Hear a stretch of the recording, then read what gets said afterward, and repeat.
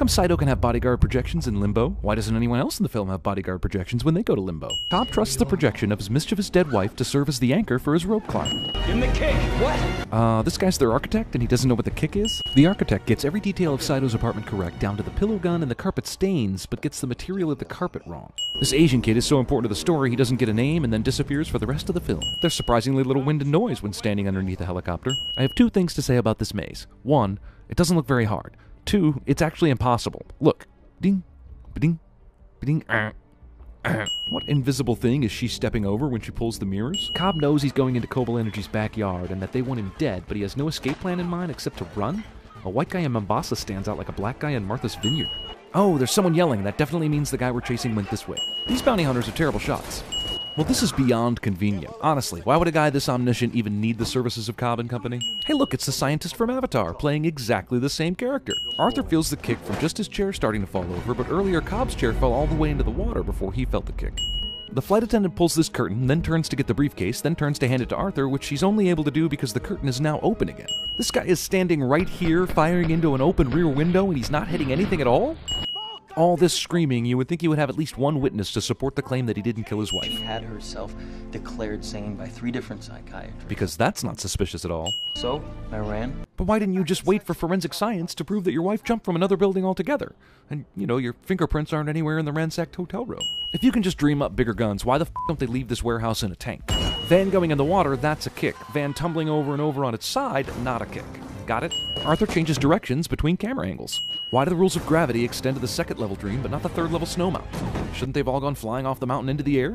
Fisher partners up with Saito, his company's biggest and only true rival in worldwide energy domination, and whom he doesn't recognize. The paradox thing is cool, but it only happens because the bad guys in this movie cannot aim. Arthur has a couple minutes.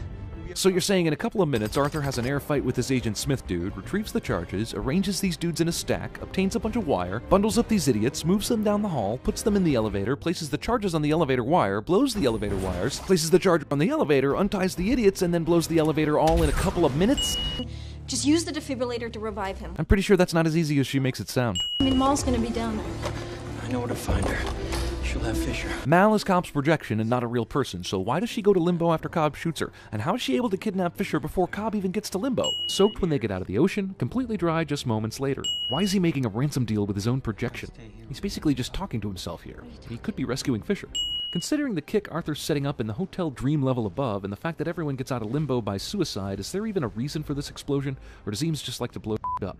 Ariadne forces 2 people to die horrible falling deaths from a skyscraper when she could have just shot them both in the head with the gun she used to shoot Mao. Cobb is basically the same age, but Saito's super old, even though they both entered limbo about the same time. U.S. citizens don't get passports stamped upon returning to the country. Awesome. Happily ever after. Hey, do the Cobalt engineering people still want to murder him? Okay, let's talk about totems. Why is Cobb's totem just a normal top, but everyone else's totem is weighted or hollowed out or otherwise jacked up? Arthur won't let Ariadne touch his weighted die because only he knows what number it's supposed to land on, but then everyone knows a top falls. There's nothing unique about the behavior of Cobb's totem. Also, why does a totem show up in the dream in the first place? Does the dreamer take it with them subconsciously? Are they able to control it? And if they are, why can't they control all kinds of other with their minds while they're in dreams? Why do they even have to be behind the wheel of a car to make it drive? Saito touches Cobb's totem, which is a no-no, but then that was in limbo, so is that bad? Why do the totems even have to be there inside the dreams? Like, why can't the method for determining your own realities be the simple fact that you have a totem in your pocket? Just don't take the totem into the dream. Do I have a totem in my pocket right now? No. Still dreaming. So you're not going to tell us whether he's dreaming or not. You're just going to let that top spin and make it wobble a bit and tease us with a cut to black. You brilliant mother...